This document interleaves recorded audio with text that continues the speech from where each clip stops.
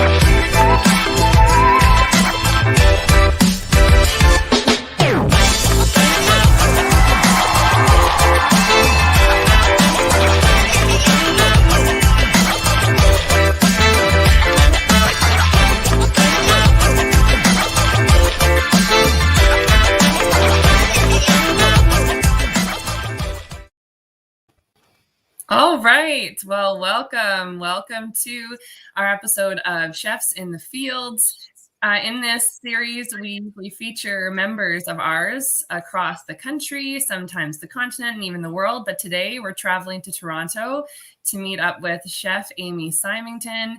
He is a nutrition research and chef professor at George Brown, and she's here to direct us in a conversation about plant-based vegan enthusiastic items. Welcome, Chef Amy. Oh, I think you might be muted. There we go. Oh, can you hear me now? Audio from your other shot. Oh. Welcome.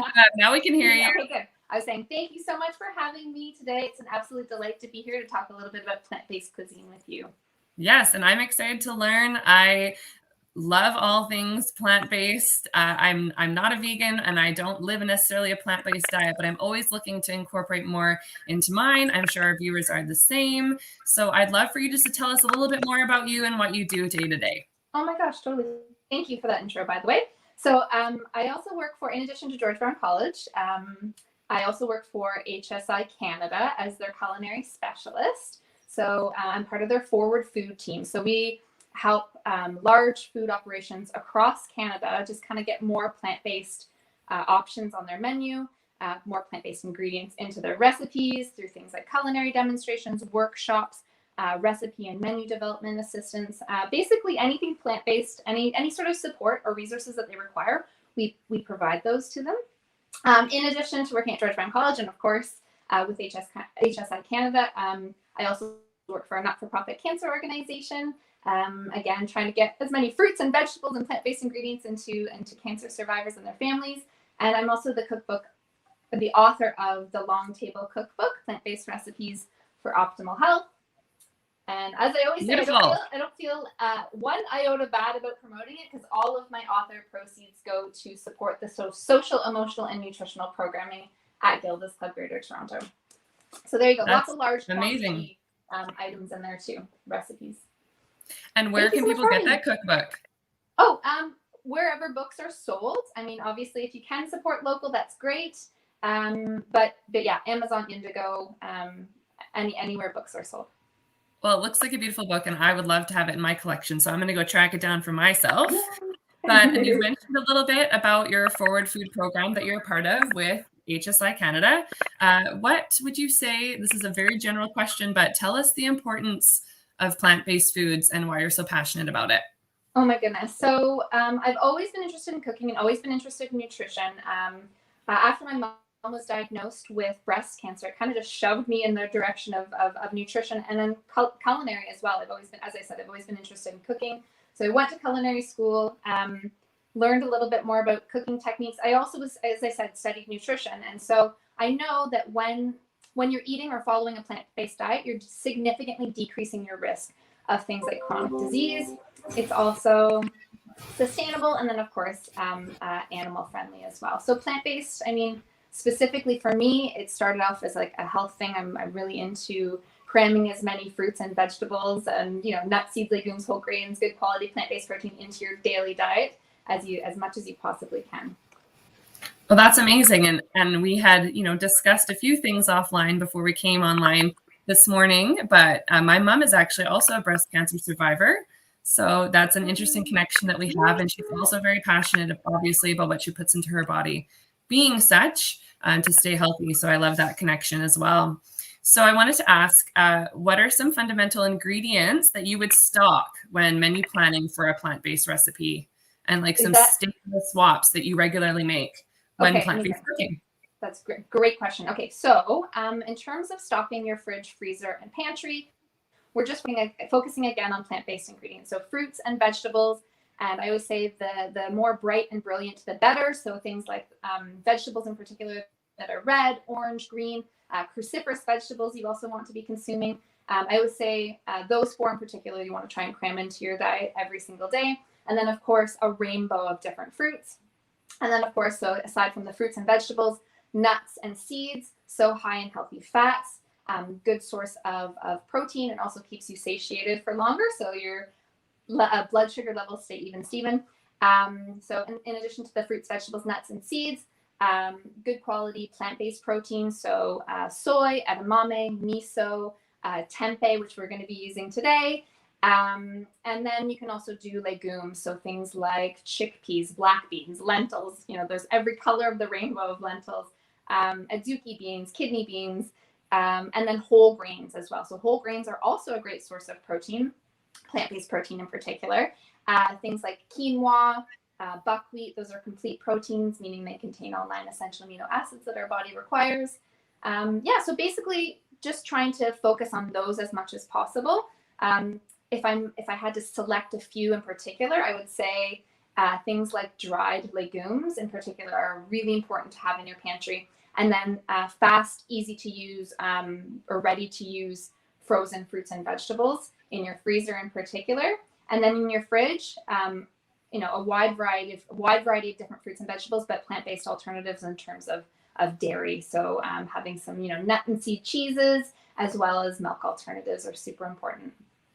Yeah, so those are some staples. And then what was part 2 of your question? I just said some staple swaps. Like, you know, if this also kind of goes into another question I had, was if you had some top tips for chefs that, you know, aren't necessarily just a vegan or plant-based restaurant or business, but they wanted to incorporate more.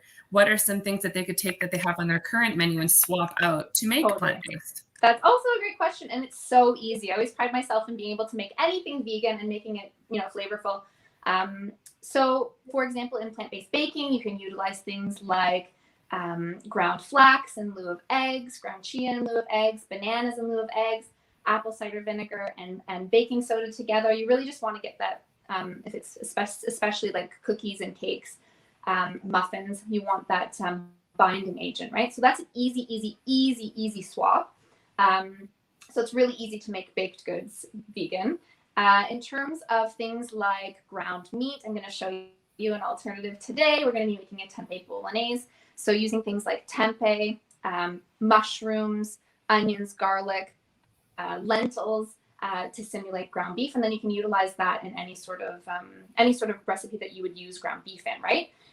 In addition to that, dairy is super easy to make swaps. So milk and a milk alternative, and I always recommend unsweetened soy milk because it has a higher protein content, and obviously unsweetened because we don't want to be adding sugar to our cooking. You can just do that at a 1-to-1 ratio. I tend to use things like coconut oil in creamy soups. So I have a recipe in my book that's called the creamy corn chowder with tempeh chorizo. So we're using wow, that sounds amazing. It's one of my favorites. I make it so often, especially during corn season. It's so yummy. So I'm using coconut milk, and actually because of all the herbs and spices that you're using in there, and the garlic and everything's so fresh and flavorful, you're not tasting coconut, because that's sometimes a concern with the swapping out. So those are just a few. I mean, it's really easy to take recipes that are staples on the menu that people love and do a plant-based version of them. I love that. That's amazing. Well, and I'm very excited because you do have a little cooking demo planned for us in our next segment. So before we hop to that, we're just going to go to a quick commercial. We'll be right back. Wonderful.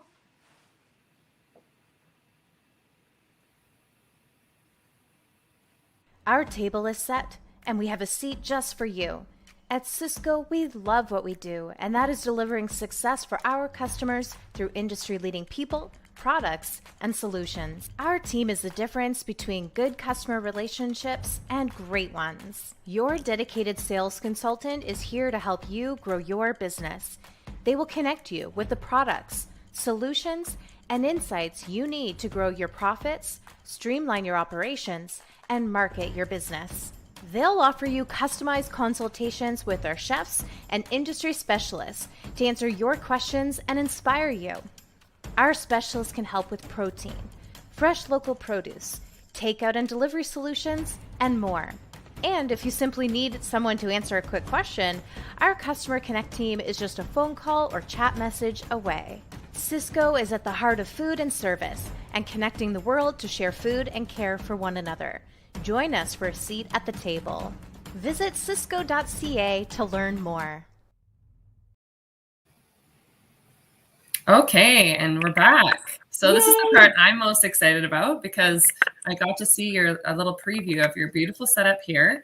And tempeh is something that I'm not that familiar with either. So if you'd love to just explain your ingredients and then go right into your demo, I'm excited to see what you're going to make. Yeah, 100%. So tempeh is a fermented soybean. So it's a soy product, but it is whole and minimally processed, and it's a great source of protein. It's a complete protein. And it's so versatile, particularly when we're talking about ground beef substitutes. And so, as I mentioned, we're going to be making a tempeh bolognese today. This is my go-to at home. It's so easy, especially if you're making large amounts of food. This is a great go-to recipe. You can make it ahead of time. Yeah, and then it's just everything else is basic stuff that you would incorporate into kind of a tomato sauce or a sauce that you would put over pasta. I'm also incorporating mushrooms too here. I've got some cremini mushrooms. Again, that adds that umami flavor that we were looking for, particularly for ground beef. I'm adding some soy sauce, again, for the umami flavor. And then I've got a wide variety of different spices. So when we're seasoning plant-based foods, we want to make sure that the flavor it's going to pop. It's really, really, really flavorful. So we're focusing on herbs and spices, garlic, ginger, citrus fruit, so lemon juice and zest as well, limes, oranges, that sort of stuff. Just again, give an oomph of flavor without unnecessary added salt, sugar, or unhealthy fats. Okay, so I'm going to jump right in. My pan is warm. Here I've got it over a medium heat. I'm putting a tablespoon and a half of extra virgin olive oil. Okay, and I'm going to pop in just one small diced onion there. That sounds good already. Yes, I love the sizzle.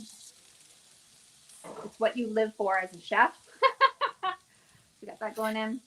I'm sad that I'm not with you in person, so that when you're done this demo, I don't get to eat that. I know. I'm gonna have to go make it. I'll go make it myself after we get off. You have to. That's the biggest here. downfall of COVID, right? Is we don't get to try stuff. But hopefully you do make it at home. And we haven't perfected smell-o-vision yet. So again, you're gonna have to make it at home. Okay. So yes, Cisco's gonna have to see what they can do about that. Work on that for us.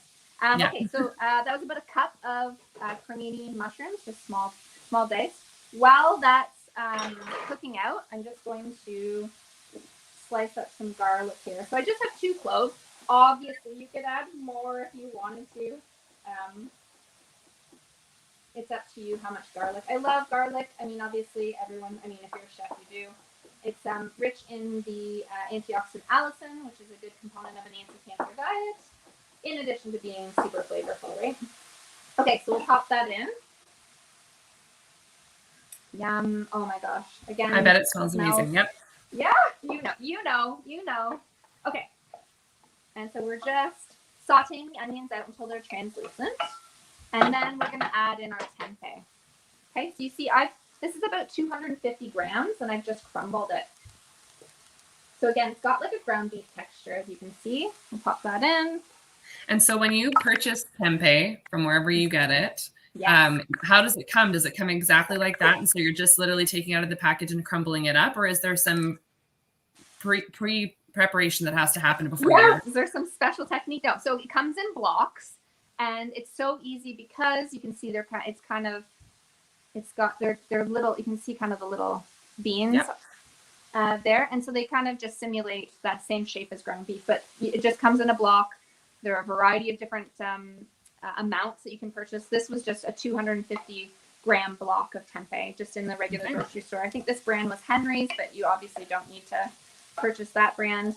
Yeah, and then you just crumble it. It's very easy. I like to give this task to my kids, actually, to crumble, because it's a very easy job to get their little hands in there.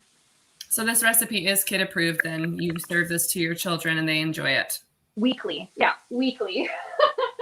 It's good to know. So next up, I'm going to add cumin. Cumin is one of my favorite spices to use for ground beef. So I'm going to add that in. It adds, again, a nice kind of underlying umami flavor. Okay, and then I've got some paprika. So that was about a teaspoon of cumin, and this is about a teaspoon of paprika. And then I've got some coriander, just to give it another kind of umami note. Pop that in. And then black pepper. That's about a quarter teaspoon. And then, of course, because we're going to be pairing it with tomato sauce, I'm adding some oregano. So if you were using this in, say, a shepherd's pie or something like that, you would probably stop there and not add the oregano, or add any sort of spices. If it was like a moussaka, oregano would be suitable. Whatever flavor profile you're looking for, you just add it to the tempeh here. And it's so great because it absorbs everything, right?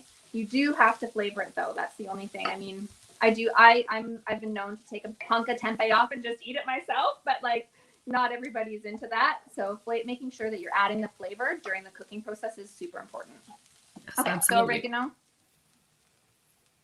I come from a Greek household. Not that I'm Greek, but my husband is Greek, and so oregano is a staple in our kitchen. Yeah, with good reason. Okay, cool. We'll move this guy in here. And then I'm going to add some soy sauce. You could use tamari. You could use, coconut aminos, whatever you happen to have. And that's about a tablespoon. And again, you want it to absorb all of that soy sauce. And again, you're adding that umami flavor that ground beef has. And you can see the texture, right? It's looking very similar. The darkness too, the soy sauce adds the darkness. Okay, and then we're just adding, this is about 2.5 cups of tomato puree.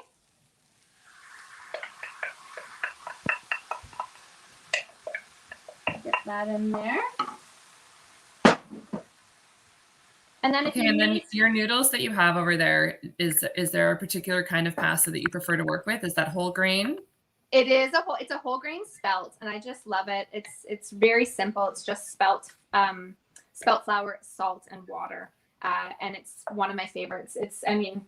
Whole grains in general are great to include more of, and pasta is an easy way to do it. I always say spelt is kind of a gateway pasta to whole grains because it's not as heavy as like a whole wheat pasta. It kind of still has that lightness, and you can trick people with it who are used to eating white pasta all the time, right? Okay, good to know. And that's looking incredible. Thank you. Great. So we're just heating the sauce through now at this point. Before you, assemble your dish, if you wouldn't mind holding up the frying pan to your camera, I'd love to get a closer look. Oh yeah, look at that. Yum. Oh, looks delicious. So good. And as I said, you can make it in advance. I'm going to be topping it with, so this just needs another minute. I'm going to be topping it with some homemade vegan parm. And I've got 2 variations here. So on the right, I've got one that contains nutritional yeast and ground blanched almonds with a little bit of salt. And then you just shake it up. And it's kind of like an artisanal version of that Kraft Parmesan that we all used to use as kids. And then if you work in a facility that's nut-free, you can do one with hemp seeds. So you can do a hemp seed version. So nutritional yeast, hemp seed, and salt. Yeah, that's it. And then you shake it up. And I literally put this stuff on everything, particularly for kids, because nutritional yeast is high in B vitamins. It's a complete source of protein, and it tastes so nice. It's like has a nutty, cheesy flavor that goes well with pasta. It goes well in in soups and stews, and it's nutritional yeast in particular is deemed to be the vegan's best friend. So get used to that if you're going plant based. Yes, my kids call nutritional yeast cheesy sprinkles, so that's very appropriate. I love that cheesy. And they don't even know what it is, right? So. And my sauce is a good consistency, but if you needed to thin it out at all, I've reserved a little bit of the pasta water, but we're good. So I'm going to set that aside. And then all you do is plate and serve. Yes. Right? Yum. Okay. And then it's early here in Alberta, but I'm craving pasta now. So I might be having some spaghetti for breakfast. Do it. I won't judge.